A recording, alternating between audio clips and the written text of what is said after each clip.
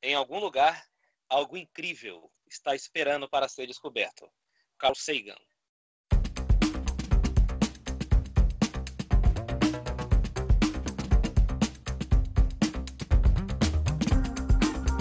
E começou mais um Entendo Nada. É o número 56, olha só.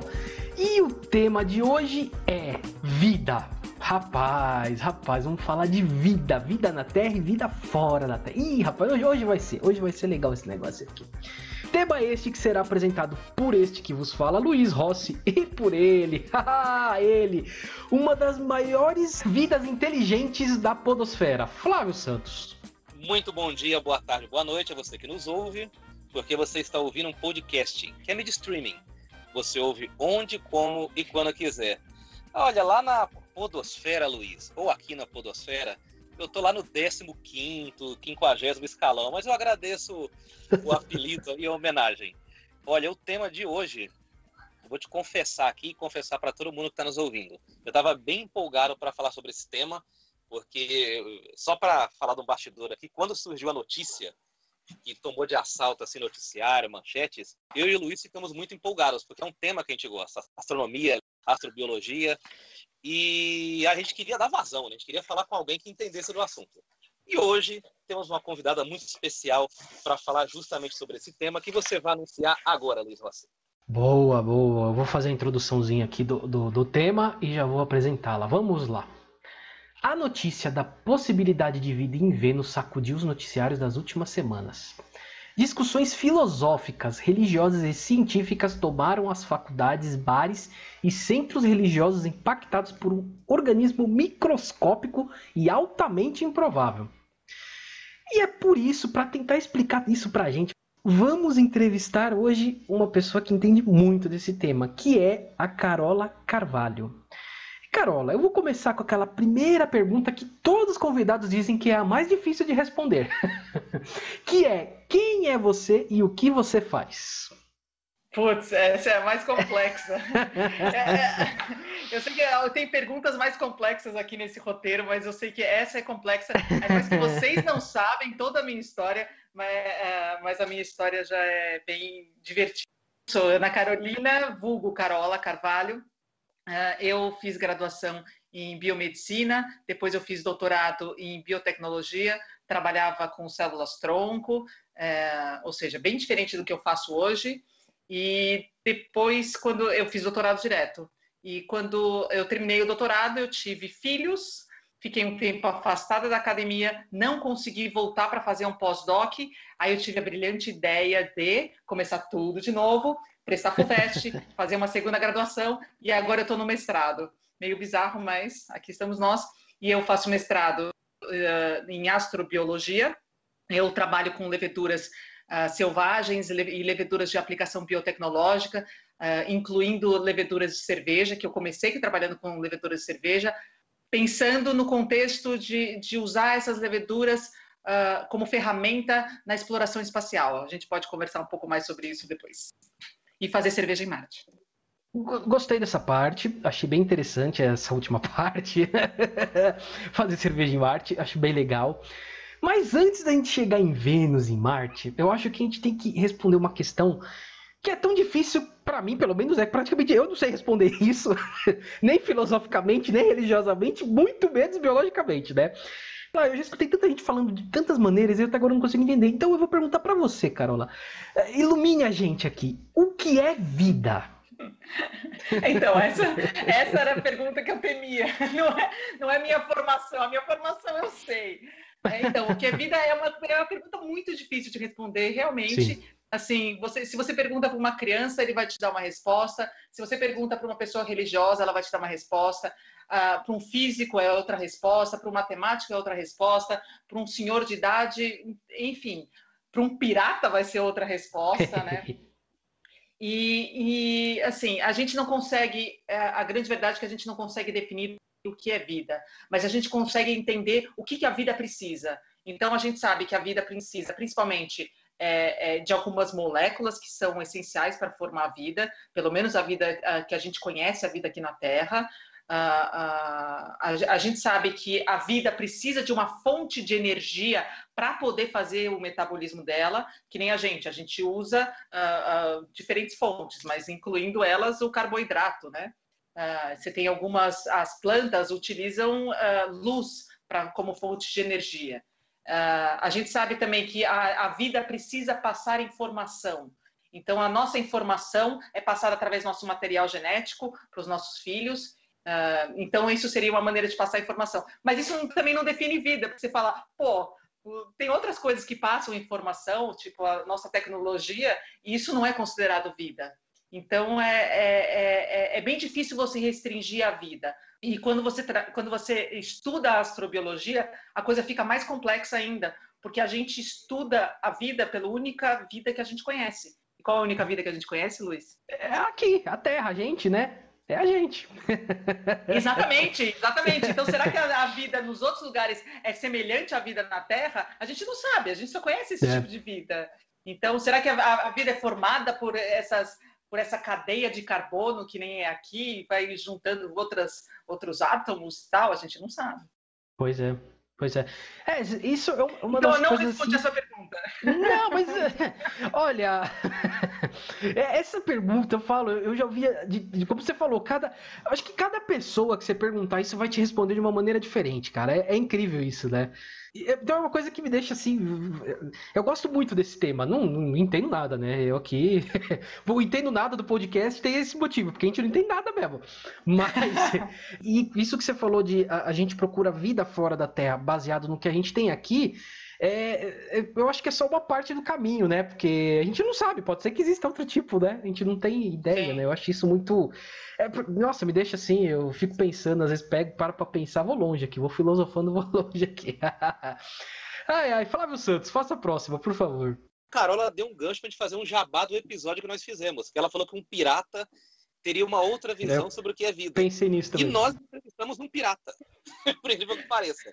Então eu vou aproveitar aqui o gancho que ela deu para falar para vocês entrarem lá no Spotify, no canal do YouTube, e buscarem o episódio com o Marcos Juliano, que é um pirata que mora em Curitiba e pesquisa a história de vida de um outro pirata chamado Zulmiro, que, segundo ele, deixou enterrado um tesouro lá no Paraná e ele está buscando esse tesouro. E combinou de dividir com a gente um dia, né? Assim a gente se espera.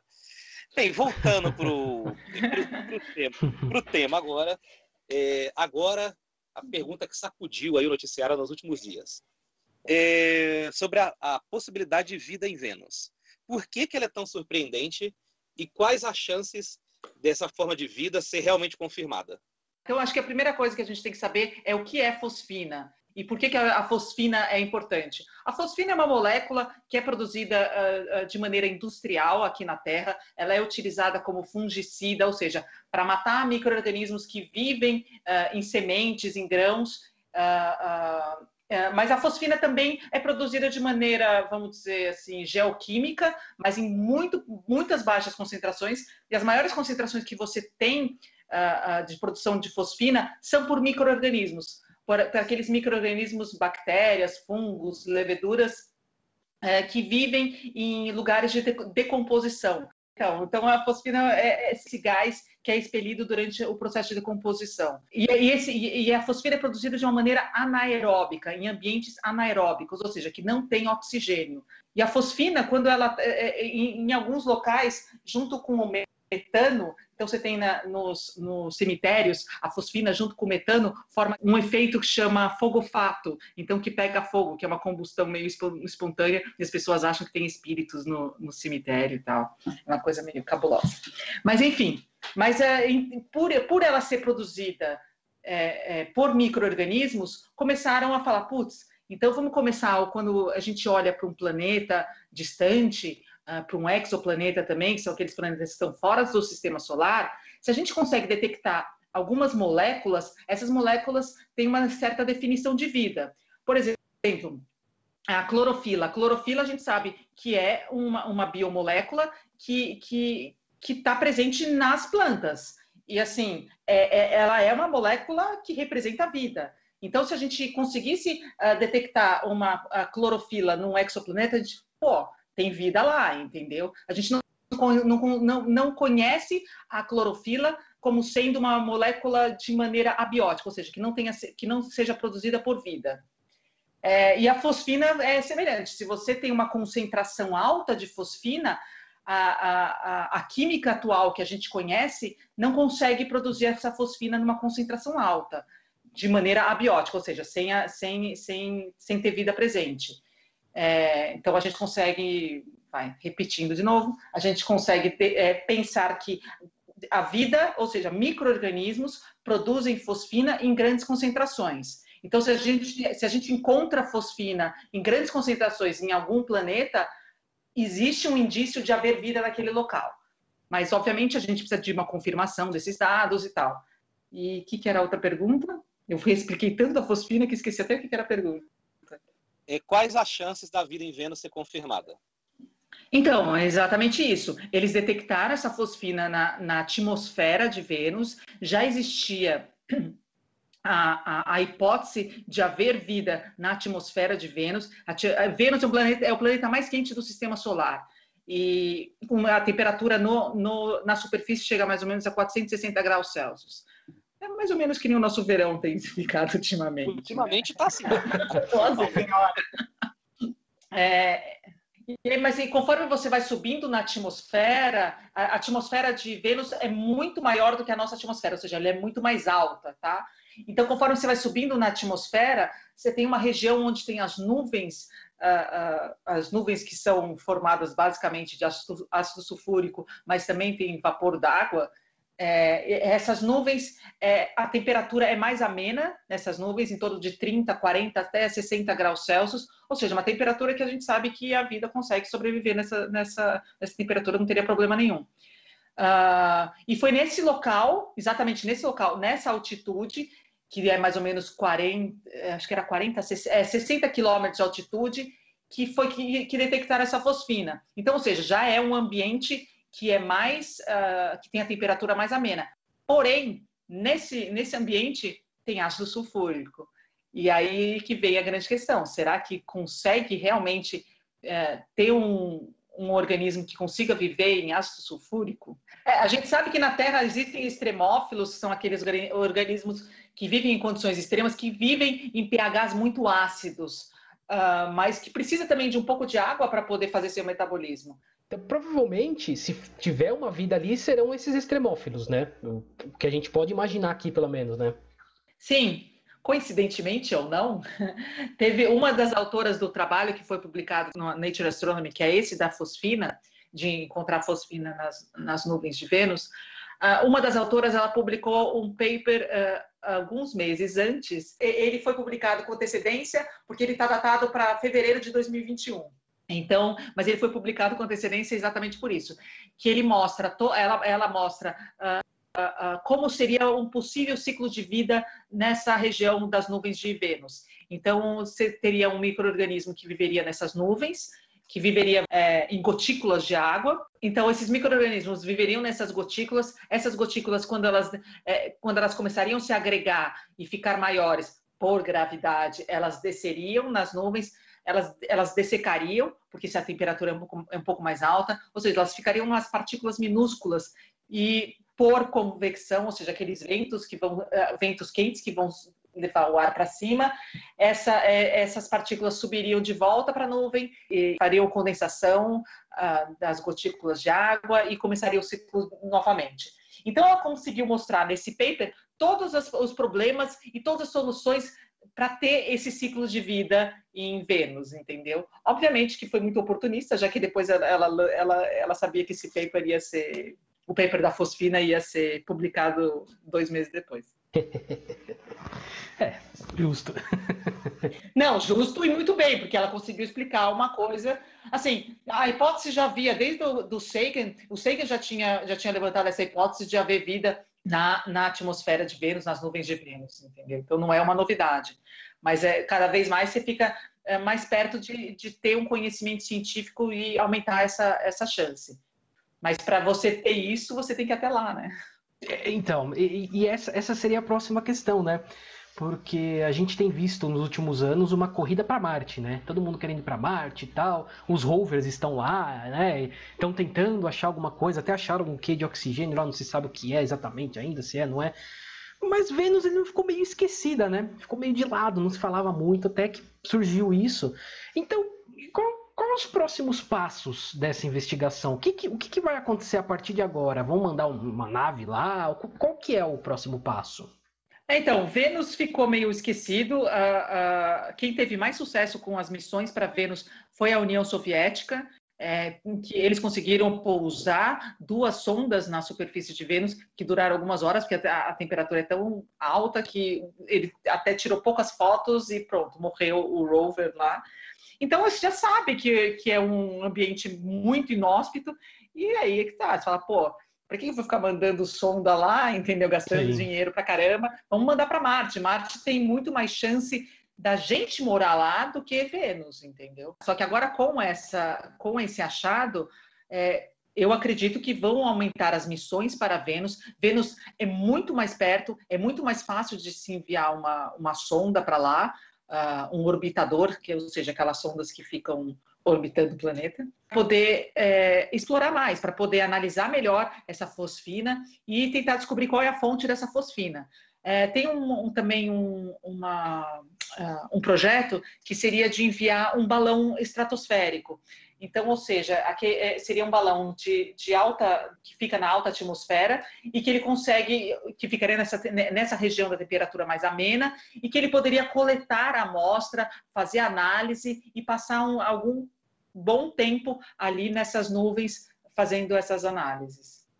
E quem sabe trazer alguma coisa para a gente, né? A grande maioria das pessoas é contra trazer coisas para a Terra, mas eu sou a favor. Eu sou favorável. Pode trazer para cá. Deixa eu ver.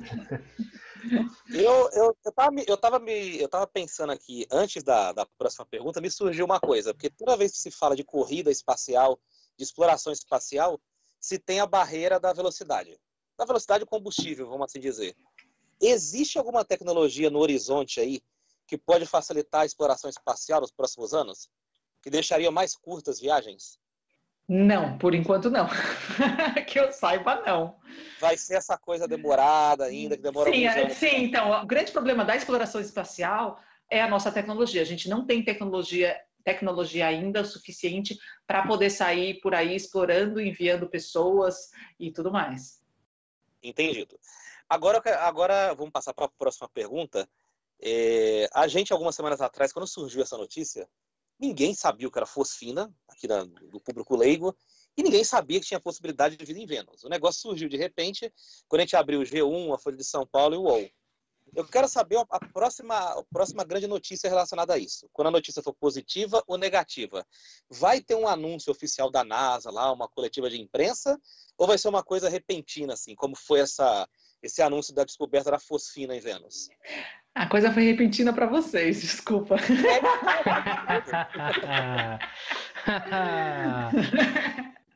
O backstage já estava meio agitado.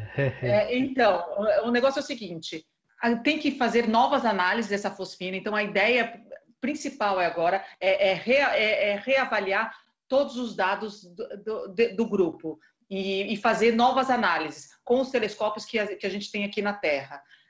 Acredito que vão também haver missões para lá. Eu até tinha ouvido uma fofoca que a Rússia já estava querendo mandar alguma coisa para lá, tipo, a Rússia já fez a vacina do Covid, então agora a próxima vamos fazer coisa para Vênus. Né?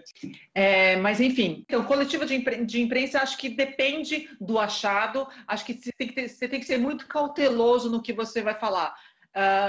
Assim, por incrível que pareça, no paper deles, no artigo científico deles, eles falam dessa possibilidade, mas eles falam que não há confirmação. Eles falam isso assim em várias partes do texto, mostrando que isso não é um indício de vida.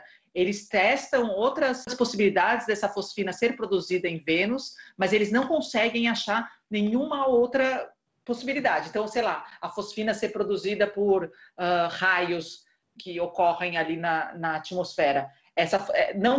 Os raios naquela região, com toda a química que tem na nuvem, na atmosfera, não conseguem produzir fosfina. É um achado inédito que vai mostrar se for vida ou se não for vida é interessante, pode mostrar que é vida ou pode mostrar que é algum mecanismo químico diferente do que a gente conhece. A grande verdade é essa, isso é a parte interessante.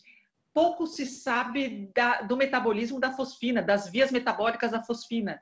Então, assim, agora vai ter um monte de gente começando a pensar na fosfina e tudo mais. Até os micro-organismos que estão nesses locais de decomposição, não se sabe exatamente qual que é o micro-organismo, qual que é a bactéria, qual é o fungo que vai produzir a fosfina. Sabe-se que alguém está produzindo, mas quem, eles não sabem. É tipo, essa galera de bactérias, entendeu? Me surgiu até uma outra coisa que te ouvindo agora. Você falou bastante da fosfina. Claro que o anúncio de vida em Vênus, independente do nível, independente da situação, vai ser uma notícia impactante. Mas, assim, a respeito da fosfina, de micro-organismos, de substâncias químicas, vai ter um impacto, por exemplo, no que as pessoas aprendem na escola? Vai ter que revisar alguma coisa, vai ter que mudar a tabela periódica, alguma coisa do gênero, vai ter uma mudança? Eu já estou pensando. Não, na verdade não, na verdade é um achado. Então, não acredito que vai mudar nada por enquanto, entendeu? Primeiro, você tem que ser muito cauteloso quando você acha uma coisa nesse nível. Primeiro, você tem que entender... é que eu falei, pouco se sabe da fosfina, pouco se sabe as vias metabólicas dela, pouco se sabe sobre ela em si, entendeu? Então, o que agora vai acontecer é que não só astrobiólogos, físicos, astrofísicos, químicos, enfim, mas assim, vai ter muita gente que vai começar a trabalhar com a fosfina por causa desse achado. De querer entender melhor como que funciona a fosfina, como que ela é feita, como ela é composta, enfim. Bom, você falou da Rússia, né? Eu até li aqui, abri aqui uma notícia aqui que os russos falam que Vênus é deles e ninguém tasca, né? Basicamente é isso. Então, basicamente é isso. Eles falaram, a gente que pousou lá primeiro, então é nosso. Então ninguém vai mexer, é da gente. Bem, enfim, vamos deixar os russos tentar fazer isso daí. A Rússia, para quem conhece a história da exploração espacial, a Rússia ganha de 7-1 nos Estados Unidos, mas os Estados Sim. Unidos conseguiram, né, Sim. fazer um marketing melhor, assim, vamos dizer. Basicamente em tudo. Basicamente em tudo, os Estados Unidos fez um marketing melhor. Ai, ai. Mas, enfim, voltamos aqui para a questão dos planetas.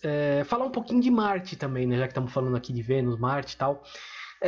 Então, até essa notícia da fosfina, tal, de Vênus aparecer, tudo era voltado para Marte. A gente chegou até a fazer alguns episódios aqui, entre eu e o Flávio, a gente ficava discutindo só nós dois, conversando aqui. Falamos muito do Elon Musk, que a ideia do Elon Musk é levar pessoas em Marte até o final dessa década, tal, que é tudo voltado para Marte, né? E, assim, eu já ouvi dizer por aí, dizem, né? A gente sempre brinca aqui, eu e o Flávio, dizem que na década de 70, acho que 70 e 80, foi um cientista da NASA, detectou um pouco de oxigênio lá em Marte e poderia ser vida, mas não é. Até hoje não se sabe dizer o que era aquilo lá e aparentemente só vai saber quando chegar alguém lá, né? E você acha que existe vida em Marte? E você acha que outros planetas ou satélites podem também ter vida? Em Marte, eu não acho que exista vida presente atual em Marte, a não ser que seja como se fala? Submersa. No subsolo que eles falam, né? Exatamente, que é onde tem as regiões onde já foram localizadas grandes regiões de água. Existe água no subsolo de Marte e nessa região pode ser que haja vida, mas na superfície de Marte é muito difícil. Marte é um planeta, a gente fala que é o planeta melhor, mais habitável, sem pensar na Terra, do Sistema Solar. É o planeta mais estudado do Sistema Solar, tirando a Terra. Então a gente sabe muito sobre Marte. A gente sabe a composição do solo de Marte, a gente sabe que Marte recebe uma dose de radiação de ultravioleta gigante, então isso mataria muito tipo de vida que a gente conhece, não conseguiria sobreviver ali naquela região. E a falta de água na região, ou seja, a gente sabe que a vida depende de água, que todas a química que a gente conhece, todo o metabolismo que a gente conhece das células, elas são dependentes de água líquida, água no estado líquido. Então, em Marte você não tem na superfície, mas você tem no subsolo. Então, você poderia ter vida no subsolo. O que eu acho que vão encontrar, eu acho que as pessoas apostam bastante, seriam em microfósseis, ou seja, fósseis de leveduras, de bactérias, de micro-organismos que viveram em Marte, mas que agora já foram extintos, entendeu? Então, essa é a grande aposta. Tanto que essa missão que foi para Marte agora, que está a caminho de Marte, o Perseverance, uma das coisas que eles vão procurar seriam fósseis de microfósseis, né? Eu também já ouvi dizer por aí, falando dos satélites, tanto de Saturno quanto de Júpiter. Sim, tá. Então, tem a Europa e Encélados, que são as luas geladas. Encélados é a lua gelada de Saturno, é a minha favorita, e a Europa é de Júpiter. Encélados, eu acho ela muito interessante, porque ela tem uma camada espessa, bem grossa de gelo, ela é inteira recoberta de gelo, com essa camada grossa, mas por baixo dessa camada existe água líquida. E ela tem atividade, o núcleo dela está em atividade, tanto que você tem aqueles geysers, você tem uma das sondas conseguiu observar esses geysers, então, ou seja, está ativa ali dentro. Então deve ter, vamos dizer assim, um pouco de calor, um pouquinho, deve esquentar um pouquinho, então aquela água, por ser líquida, né? Então você vê que a temperatura é um pouco mais alta. Então pode ser que existe a chance de haver vida ali. E já foi detectado algumas moléculas desses geysers, então que poderia ser mais um indício também de vida. Mas é muito complicado você pousar. Existe a missão para a Europa, existia, foi ressuscitada agora novamente para mandar um rover para lá. Mas aí você cai num problema importante que às vezes a gente esquece, que seria a proteção planetária. Então, como que você vai pousar numa lua gelada dessa e perfurar esse gelo sem agredir qualquer tipo de vida que viva naquela água, entendeu? Então, você tem que ser um experimento, um projeto muito, muito detalhado, porque assim, a gente não quer, se existir vida ali, a gente não quer perder essa vida, a gente quer detectar essa vida e a gente não quer interferir nela, porque a gente sabe, da mesma maneira que já houve na Terra, na hora que os europeus saíram explorando por aí, que eliminaram diferentes tipos de vida, a gente continua eliminando diferentes tipos de seres vivos na Terra, a gente tem que lembrar que a gente tem que respeitar isso. Então, que a gente não pode interferir na outra vida, a gente não pode, principalmente, contaminar outros astros, enfim, planetas, luas e tal. E que se a gente levar uma bactéria nossa, sei lá, para um lugar desse, a gente pode eliminar esse tipo de vida sem antes mesmo da gente conhecer, né?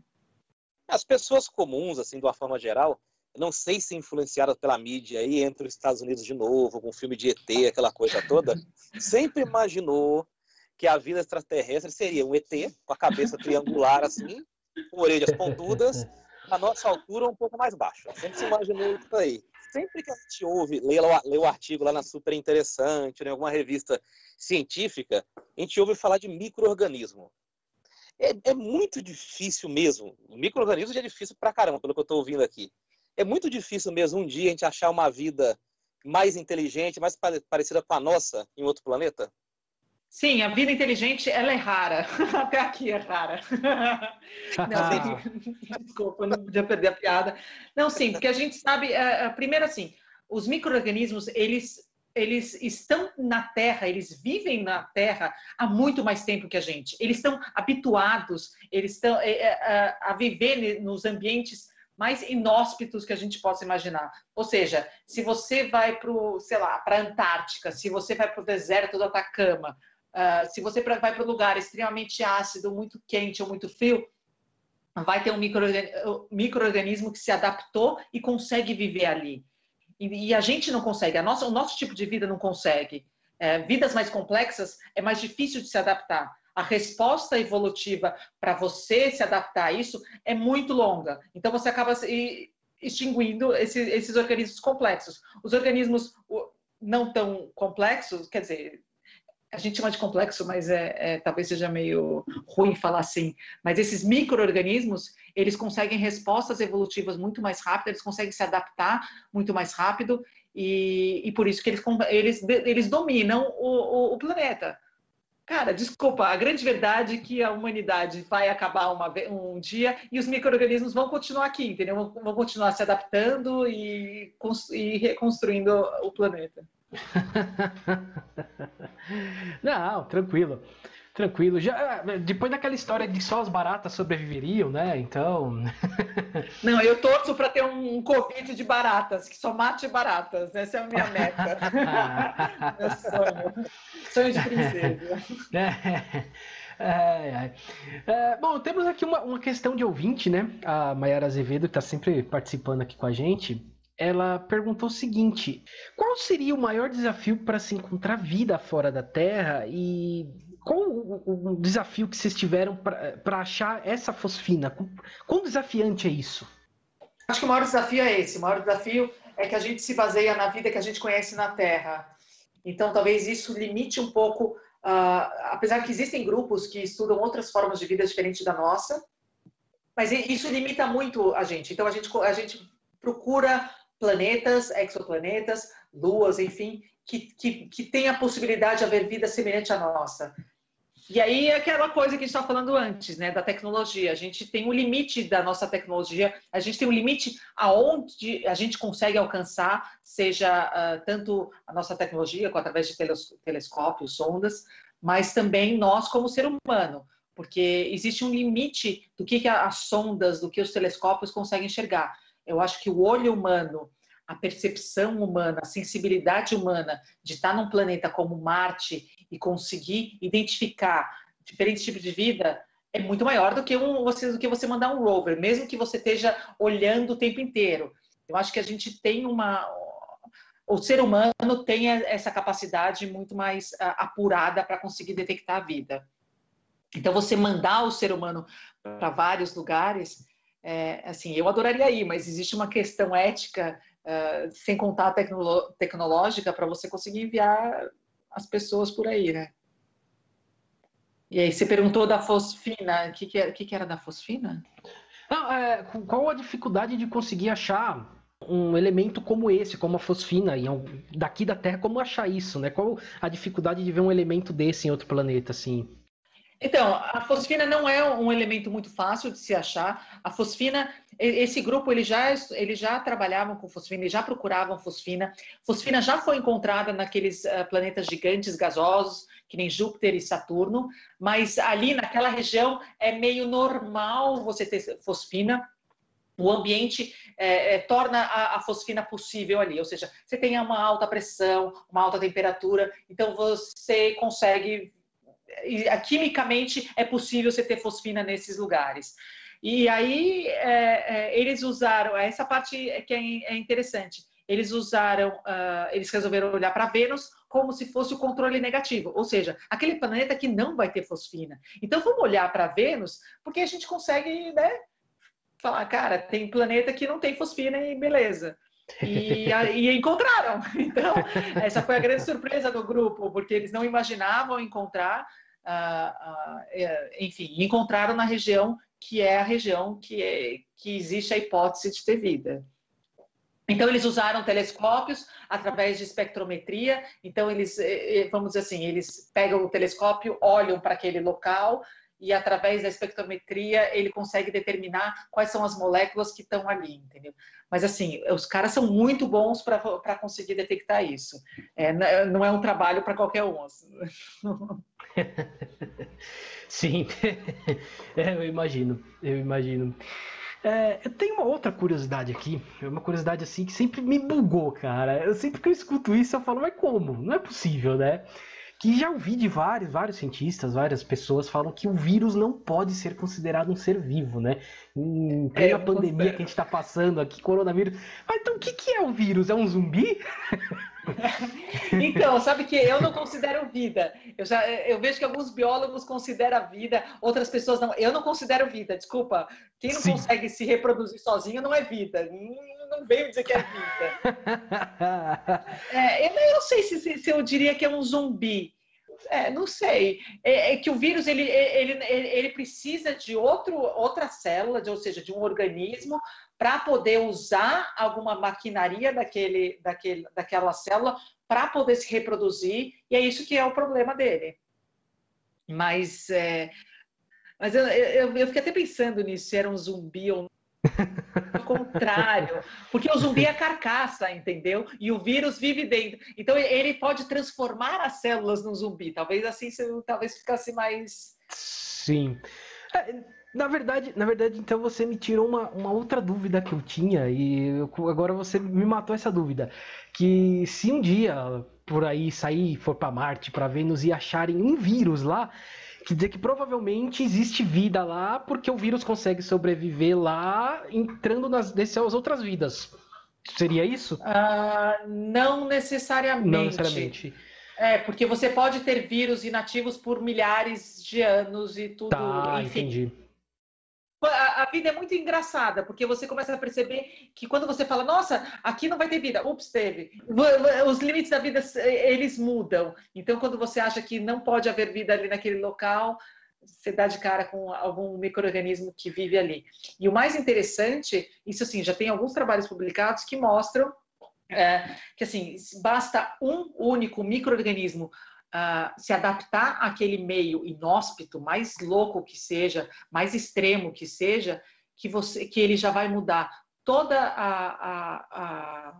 a constituição daquele ambiente e vai favorecer outros micro-organismos que consigam viver ali. Entendi. Nossa, umas questões assim, você vê, eu viajo, né? Eu vou longe aqui.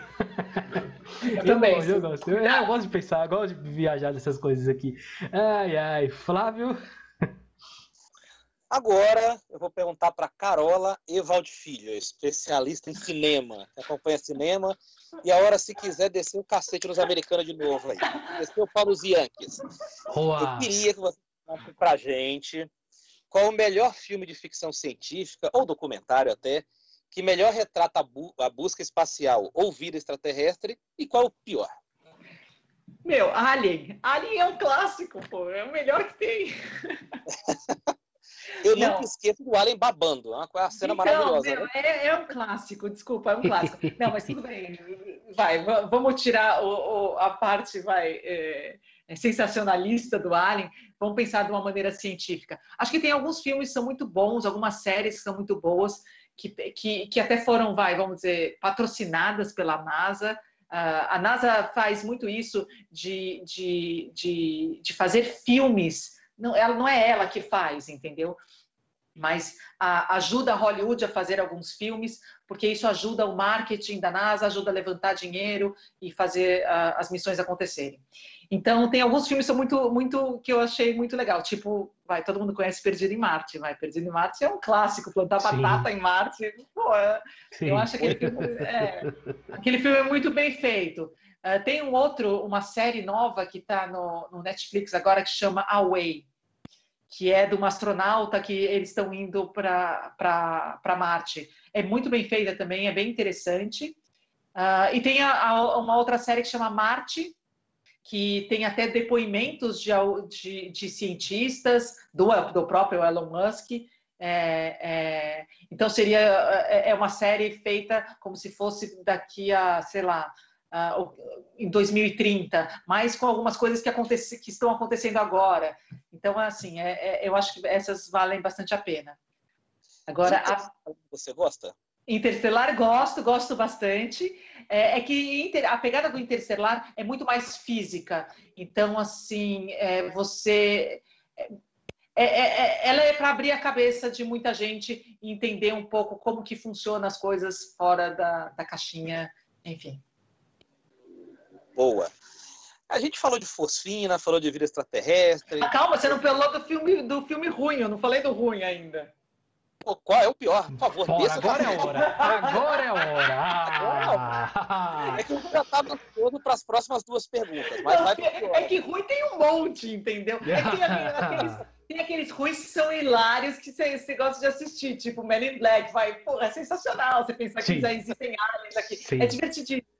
Mas tem alguns que tentam ser sérios e são ruins. Que você acha erros, mas aí você tem que ser chata que nem eu, tipo uma cientista chata que começa a achar. Aquele live, eu não sei como que é a tradução em português, ele até pouco tempo atrás estava no Telecine, que é um grupo que acha, eu não sei se é em Marte ou é na Lua, que eles acham uma rocha, um micro-organismo, alguma coisa, e eles começam a colocar o bicho para crescer dentro da ISS, na Estação Espacial Internacional. E só que assim, o bicho começa... Primeiro que ele cresce rápido pra caramba, assim. Meu, é muito rápido, ainda mais um bicho que estava... Desculpa, gente, eu chamo bicho, mas é uma bactéria, é um micróbio, tá? O micróbio começa a crescer super rápido, ainda mais para um micróbio que estava inativo durante milhares de anos, que era bem isso que eles utilizam no filme, e começa a matar todo mundo, tal. Enfim, tem gente que acha legal, mas ele tem vários erros biológicos ali que não vale a pena. Gostei. Flávio, você tem mais uma, né? Tenho sim. Porque a gente tá falando de fosfina, falou do bicho, como ela chamou aí, que pra gente é bicho mesmo essas coisas, né? Não, o Douglas me mata, o Douglas odeia quando eu falo bicho. Carola, fala direito. Mas, na verdade, isso aqui era só a preparação para essas duas últimas perguntas, que é para falar de cerveja. Opa. Porque essa mulher que vocês estão ouvindo aqui tem uma página maravilhosa. Eu estava conversando com ela pelo WhatsApp, ela falou, olha aqui, entra nesse link aqui para você ver mais o meu trabalho e tal. E aí ela me mandou a página Space Beer Project. Aí eu entrei, tem umas cervejas maravilhosas lá, ela tomando, colocando foto. Eu queria que você falasse dessa página. Qual é a ideia dessa página, das fotos que você posta, enfim, queria que você falasse dela. Bom, então, quando eu comecei a trabalhar no laboratório de astrobiologia, que fica dentro do Instituto de Química na USP, a grande maioria das pessoas que trabalham com astrobiologia, eles trabalham com bactérias.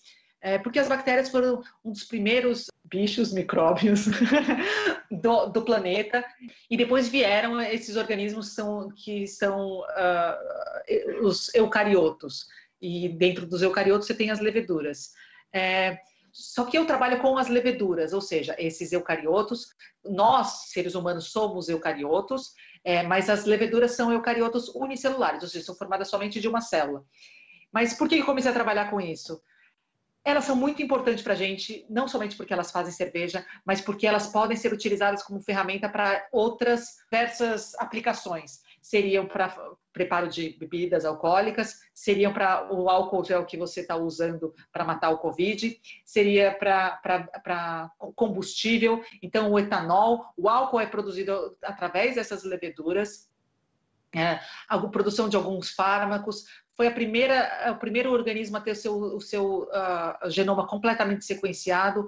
Ele tem alguns genes que são semelhantes aos genes humanos, então é um organismo que ele é estudado também para conseguir entender como que funciona o metabolismo, algumas doenças dos seres humanos ou de outros organismos, outros seres vivos. Então, assim, elas têm uma aplicação muito importante na biotecnologia e na indústria de alimentos e tal, e que ajudaram. As primeiras pessoas que me ajudaram no projeto foram cervejeiros, principalmente a Cervejaria Nacional, que eu conheci o mestre cervejeiro de lá na época, que era o Patrick. Hoje em dia ele tem uma outra cervejaria em Sertãozinho que chama Berry Brew.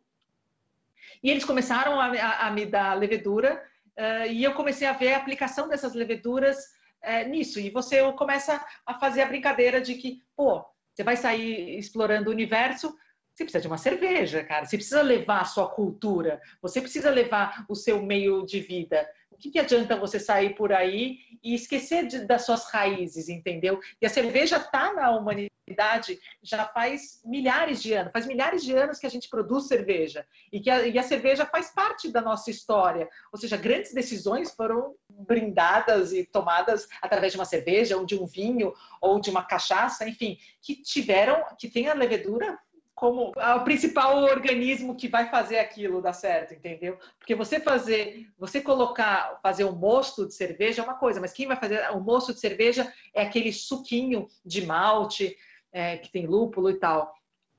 Mas quem vai fazer a cerveja, quem vai produzir o álcool, quem vai fazer o produto final é a levedura.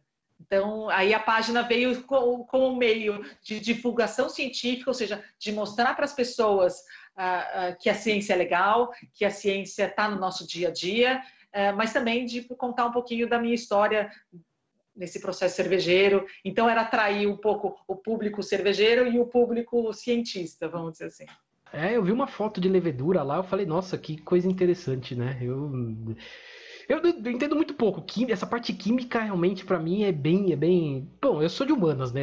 Minha formação é história, então química para mim mas eu vi lá a levedura, achei tão legal, achei bonito o negócio, falei, caramba, que interessante, né? Mas a história é fundamental. Isso, pô, e a cerveja está dentro da história. Você tem a história da cerveja é incrível. Não, as bebidas em si, cerveja, sim, cerveja do Egito Antigo, na Babilônia Antiga, já tinha cerveja lá. O pessoal já tomava uma lá pra comemorar. Como você bem disse, aí pra comemorar se tomava. Eu não sei se você conhece a bebida dos Incas, a chicha. Você já ouviu falar da chicha? A chicha, sim. Eu tenho algumas chichas no laboratório, algumas leveduras que foram isoladas de chicha também. Que legal, cara.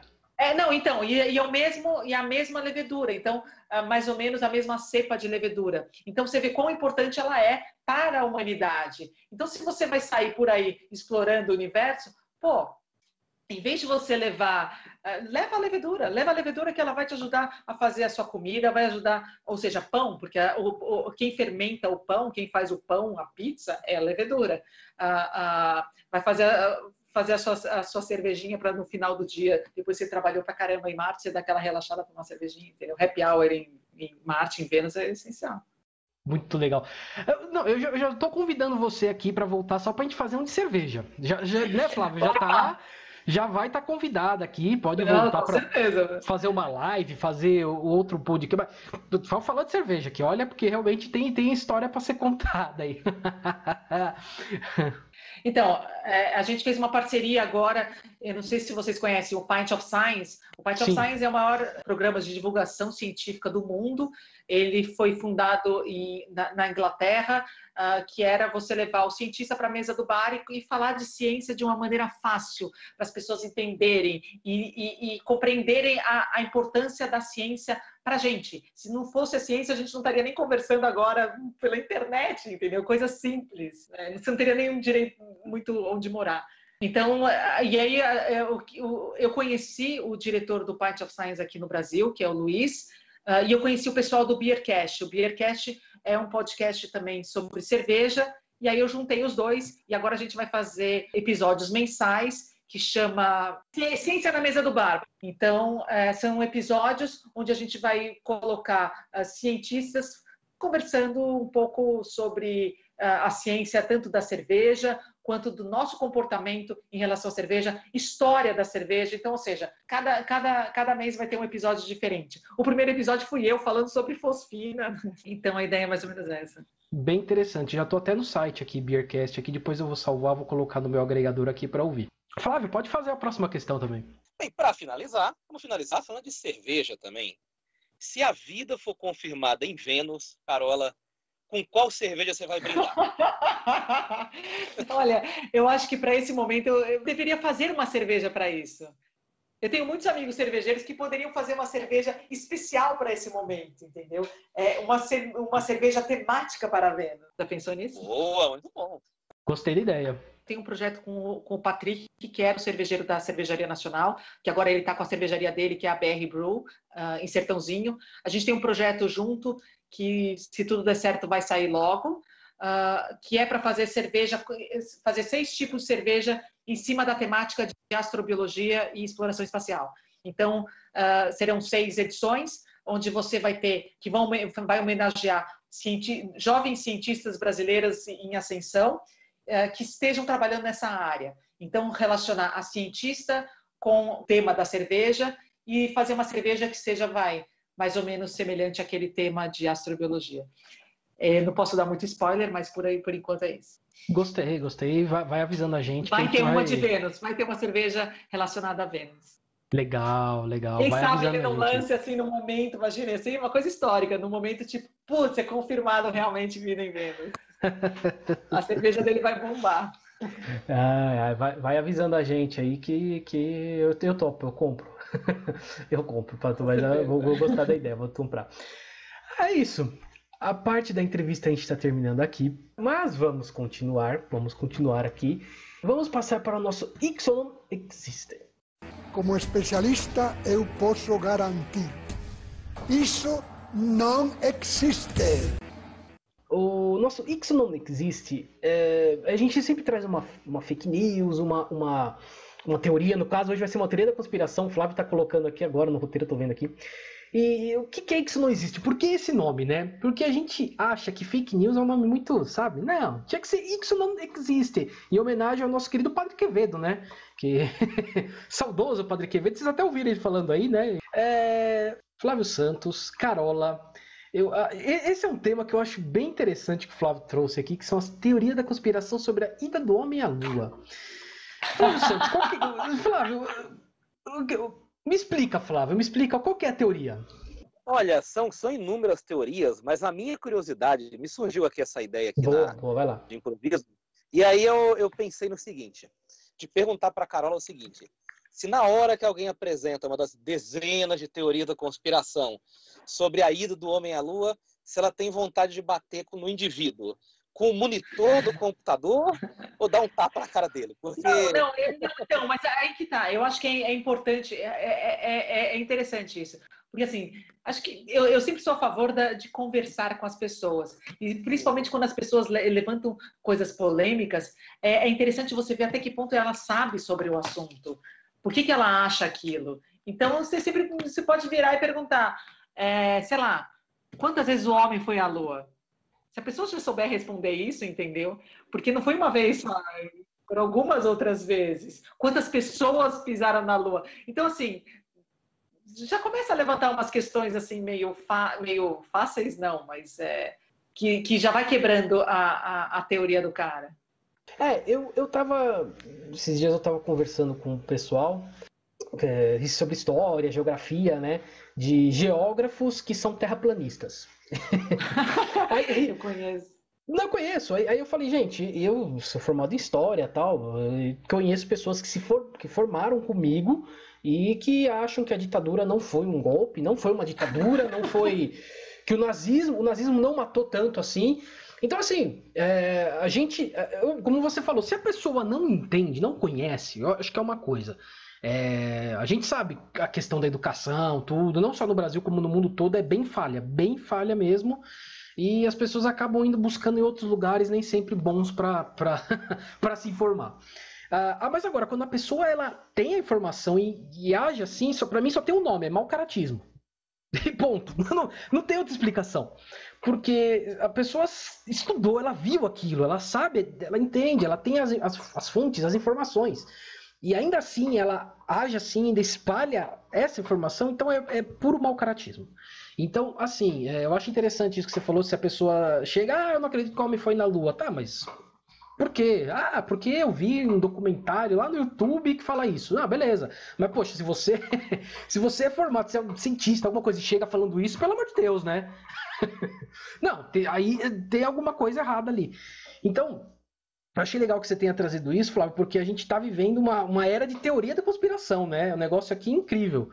E a gente sempre fala, na nossa entrevista que a gente fez com a Melanie, né, que é infectologista, é cientista também, que a gente sempre fala que acho que aqui a nossa ideia do Entendo Nada é exatamente, eu e o Flávio somos dois entendedores de nada, que traz pessoas que entendem do assunto, né? Para tentar clarear um pouco isso, para tentar mostrar para as pessoas que existem outras, né? A verdade, aquela coisa real. E essa é a nossa ideia do nosso X Não Existe, é essa.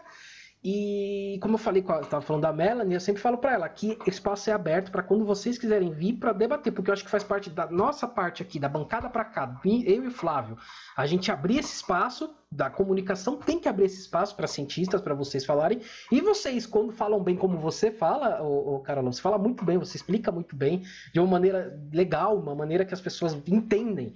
Então, acho que nada mais justo que vir aqui, a gente abrir esse espaço aqui, né? Então, muito legal o Flávio ter trazido isso, eu não tinha pensado nisso. Eu falei, hoje foi o caos aqui, gente, vocês estão ouvindo, hoje foi o caos aqui, vocês não têm ideia, hoje foi um dia de caos aqui. Mas o caos é bom, graças ao caos você tem ordem no universo. E se você vive em ordem, você morre. Então, qualquer coisa que você fica estagnada, você não vai para frente. Então, você precisa do caos para você evoluir. Fica aí a pegada filosófica da noite. Gostei. Do dia, da noite. Gostei. É bonito. Olha. Sim, eu vou passar para as nossas dicas culturais. Dicas culturais. Flávio Santos, você tem uma dica cultural pra gente aí?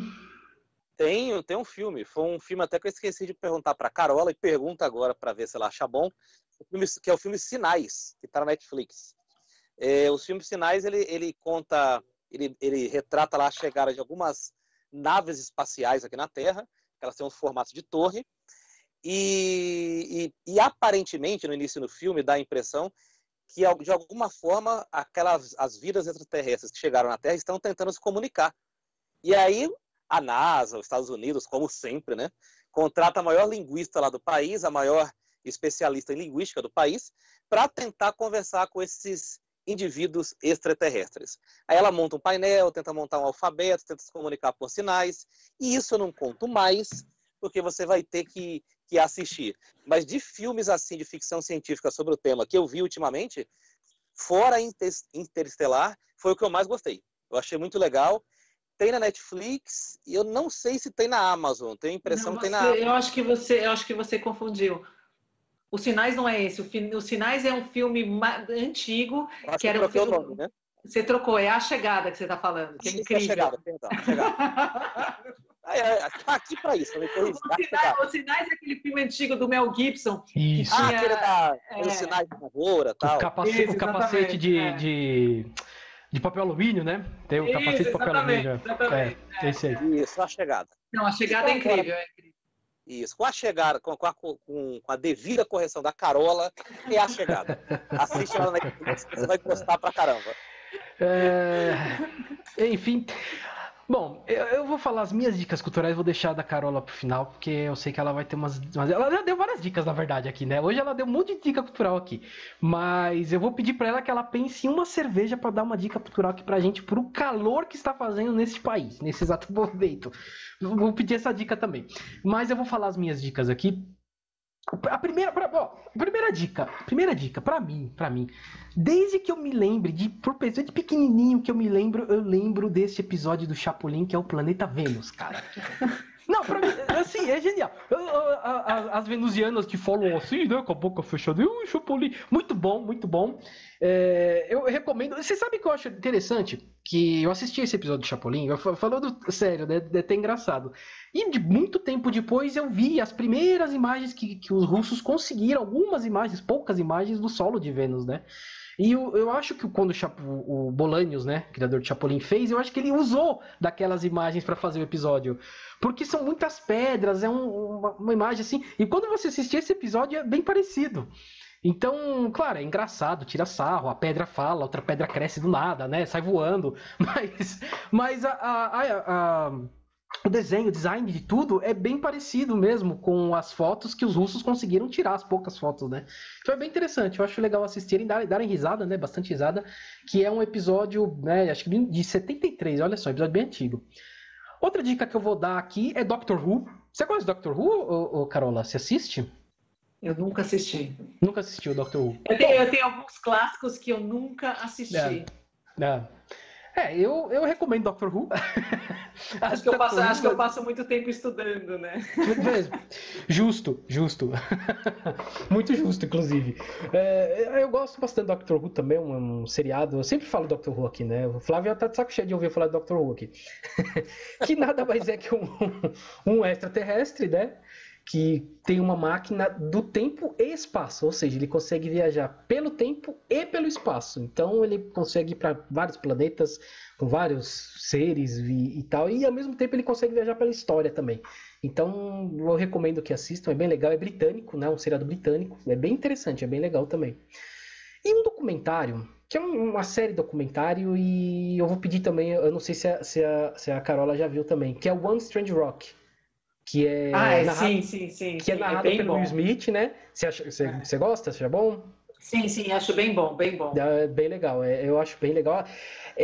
Bom, basicamente é assim, ele fala do planeta Terra, né? Dando uma pedra estranha, né? A tradução, uma pedra estranha, porque o que a gente sabe até hoje, até então, é que é o único lugar que tem vida. Ponto. A Terra é o único lugar em todo o espaço que tem vida. Então, como formou-se essa vida? Por que aqui tem vida? E aí ele traz lá para falar, são 6, se não me engano, são 6 astronautas que ficaram na estação espacial e falam lá da visão que eles têm lá de cima da Terra com os cientistas aqui da Terra. Então eles vão conversando, mostrando imagens lindas. Eu acho esse documentário fantástico. A fotografia desse documentário é linda, linda mesmo. Vocês vão ver cada imagem assim que vocês vão pirar. E é do Netflix, eu recomendo. Já faz mais de um ano que eu assisti. Você vê, sempre que eu posso eu falo também. É muito bom. Carola, agora é com você. A cerveja e mais o que você tiver aí. A cerveja é meio complicado isso, assim, eu gosto muito de uma cerveja artesanal, uma cerveja fresca. Eu acho que nada melhor que você tomar uma cerveja fresca, ou seja, que foi produzida há pouco tempo, é completamente diferente. Já tomou uma cerveja nesse nível, assim, às vezes não precisa ser muito caro nem nada, sabe que é outra coisa, uma cerveja tirada na hora, assim, é incrível. Mas tudo bem, mas chopp, litrão é ótimo também, entendeu? Sentar no boteco e tomar um litrão é impagável, ainda mais esse calor. Mas com o Covid complicou um pouco essa vida, né? Então a gente tem que ficar tomando em casa, o litrão é meio complicado. Mas vamos lá. Então a cerveja é o que você tiver que voltar. Tem isso. O legal da cerveja é que ela é muito democrática. Então, você tem cerveja de todos os gostos, tem pessoas que gostam disso, daquilo. Não adianta eu falar o que eu gosto, que pode ser que muitas pessoas não gostem. Aí eu pensei num filme. Eu acho que o filme, acho que teria que ser uma coisa, um clássico. Já que a gente está falando de exploração espacial, nada melhor que 2001, Uma Odisseia no Espaço. É um clássico. E depois você vai para o Alien e aí pronto, acabou. 2001, Uma Odisseia. Você acredita que eu nunca consegui ver esse filme inteiro? Eu preciso parar um dia, pegar e assistir. Porque faz muito tempo que eu peguei para assistir, eu era mais novo, acabei dormindo, não vi o filme. Sim, então, mas exatamente, acho que tem isso, e acho que vale a pena você ver. É aqueles filmes, que nem Interestelar, falei tudo errado, Interestelar, não falei errado de novo, enfim. Você tem que assistir várias vezes para conseguir entender o filme. E tirando de cada vez que você assistir, você vai aproveitando de uma maneira o filme. Sim. Bem interessante, bem interessante. Eu fiquei triste que não falaram do Predador aqui, né? Eu acho que um clássico com Schwarzenegger cheio de barro no corpo. É um clássico. Tem outro que é melhor ainda, vou falar. Pode falar. Cowboys e Aliens. Esse aí é interessante. Nossa. É interessante. É interessante, vou te falar. Por que é interessante? Porque tira um pouco essa ideia de que os aliens só vieram agora. Vamos pensar que os aliens já estão na Terra há muito tempo, que eles estão passeando, já vieram em outras épocas para cá, entendeu? A gente é muito egocêntrico, né? Pois é, tem toda a razão. Concordo com isso. Mas pra mim, Predador com Schwarzenegger besuntado de lama não tem nada igual. Ai.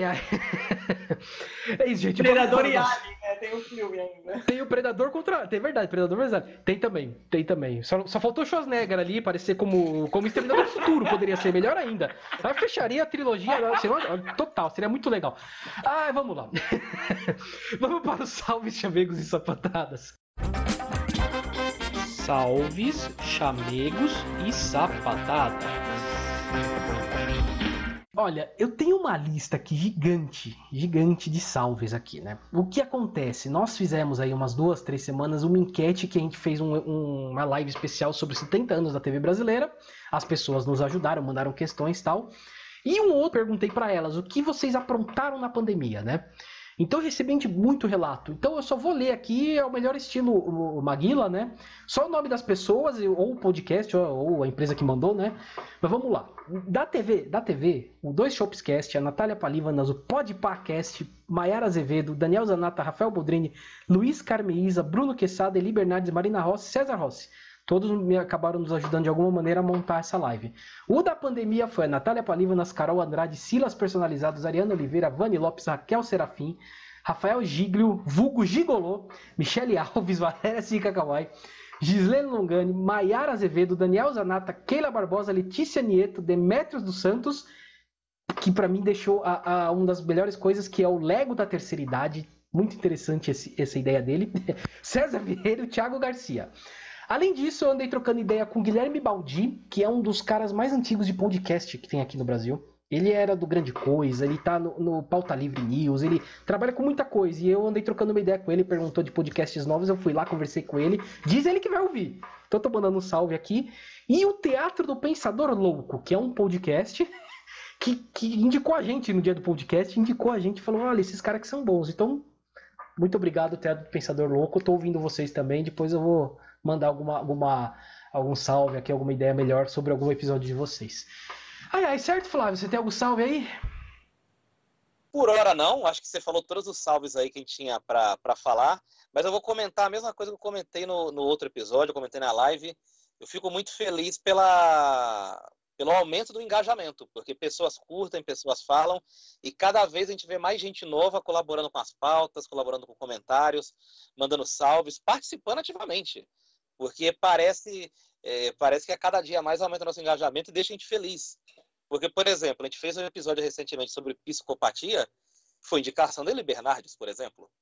Então tem gente indicando até tema para episódio de podcast. Quero mandar um beijo, um abraço para todo mundo aí que participou.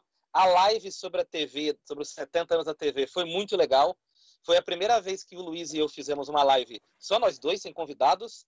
E a gente se divertiu pra caramba. Se divertiu, o pessoal participou. Foi uma experiência que eu e o Luiz estávamos falando aqui no Bastidores, que a gente vai repetir pelo menos uma vez por mês. Ou na última semana do mês, na penúltima. A gente vai fazer uma vez por mês, porque deu certo por causa de vocês que nos ouvem e participam.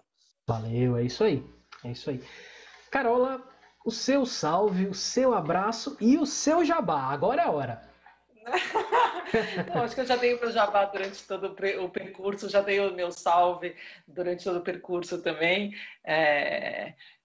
E acho que só agradecer a vocês pelo convite, as pessoas que estão escutando. Acho que é mais ou menos isso, um brinde à vida. Boa, um brinde à vida, gostei. Muito bom, muito bom. Bom, eu vou entrar aqui para o encerramento, mas antes vou passar nossos canais de contato, que é o e-mail entendonadapodcast@gmail.com, o Facebook, que é o Entendo Nada Podcast, o Instagram, que é o @entendonadapodcast, e o Twitter, que é o @entendonpodcast, porque alguém está lá usando, entre aspas, usando, porque está parado desde 2014, eu entendo nada, mas eu não posso usar porque está lá, não dá para usar, e não cabia Entendo Nada Podcast, então eu tive que dar um jeito aqui, foi Entendo N Podcast, tá? Além disso, estamos no YouTube também, colocamos as nossas lives lá, a gente faz no Instagram, mas a gente joga pro YouTube também as nossas lives, então está lá. Tem o nosso IGTV no Instagram. E vamos lançar algumas coisas em vídeo, sim. Nossa ideia era, a pandemia atrapalhou, a gente estava com umas ideias de fazer umas reportagens aí, acabou dando uma atrapalhada, mas vamos voltar, vamos fazer assim que possível, nós vamos implementar mais o nosso YouTube. Além disso, estamos no Spotify, no iTunes, no Apple Podcast, no Google Podcast, enfim, em todos os agregadores, o que você preferir, estamos lá. É só procurar Entendo Nada Podcast e curtir, que toda semana tem alguma coisinha lá. É isso, Flávio, mais uma aula hoje, né? Mais uma aula, é aquele velho projeto que a gente tem, Sim. Que é segredo, que a gente não conta para ninguém, de termos aulas gratuitas por meio de podcast sem pagar absolutamente nada. É isso que a gente faz aqui, na verdade. É a segunda vez que a gente termina o podcast brindando. Eu estou gostando muito disso, que a primeira vez foi com a Eli Bernardes, quando a gente fez a live sobre meditação, que ela fez tomando vinho, com muito estilo. Quero agradecer muito a Carola pela participação. Eu vou fazer uma crítica. Opa! Até onde eu sei, eu sou a única que estou tomando cerveja, vocês não estão. Pois é. Então eu estou brindando sozinha. Isso é verdade. Uma próxima vez, quem sabe a gente faz um podcast tomando todo mundo junto. Perfeito. No episódio da cerveja, no episódio da cerveja a gente vai brindar aqui todos juntos.